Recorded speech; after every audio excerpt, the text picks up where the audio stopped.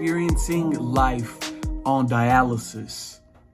Cello Effect, The Connector Reloaded, WDRB Media, living life and really making light of all of this situation. Figuring out how to turn all of the experience, the knowledge, along with the pain and suffering into fuel and to make people smile, laugh, feel something. So this is where we at. So I'm going through my Facebook account because I just posted this image and experience, I'm going on more than 2 decades of living life on dialysis. You have to, going through everything that I've gone through and my family, we have gone through, you have to find ways to smile.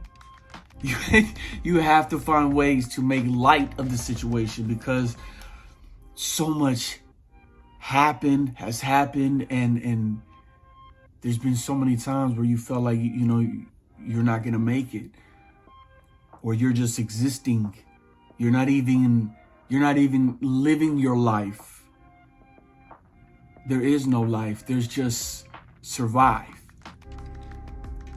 So dialysis can be very serious. It can be very difficult and very dark, especially when you have done it for as long as, I have, and I've known so many others. But going on to my Facebook page, I just posted this funny image, and I want to go through the comments of what people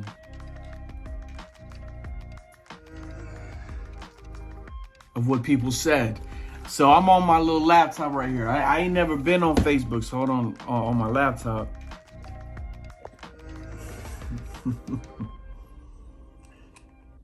When you finish dialysis treatment and they tell you need to come in again tomorrow.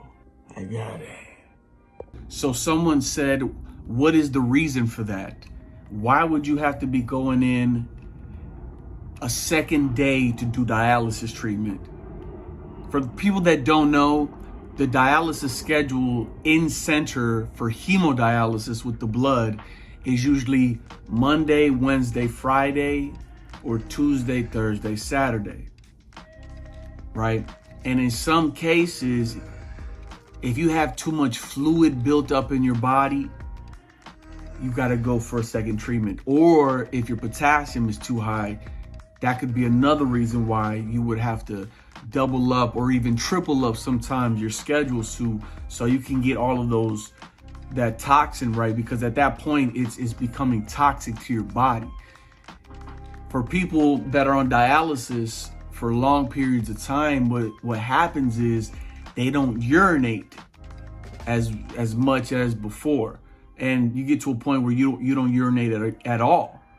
The machine is taking the fluid off. So you get restricted with the amount of liquid you're allowed to have on a daily basis. And it's also spaced out with your dialysis schedule. So in center, it could be a little bit more difficult for you to just grasp the change, because when you're not on dialysis, you don't really think about drinking. You just drink your fluids, you drink your soda, drink your beer, whatever you're drinking, and then you go to the bathroom. But once you're considered CKD or ESRD, chronic kidney disease, end-stage renal disease, that means that your kidneys are functioning they're done, basically. They're done. And in order for your blood to get cleaned, you have to access it through the blood, hemodialysis, right? And it's about 32 ounces, 1 liter per day that you're allowed to have. So that's something that, they don't really tell you when they start talking about chronic kidney disease. And, that's something I guess I'm going to talk more about, that the things I wish I would have known before I ended up on dialysis, right? So yeah, let me know if that would be a good topic if you think that's interesting. But that is one of the key things to know, that once you're on dialysis or you have kidney damage and you're going down that route, then being careful with your liquid intake, being careful with even the fluid in the food that you eat, because you don't want to experience fluid overload. That's a whole nother topic within itself. So yeah, that's what happens.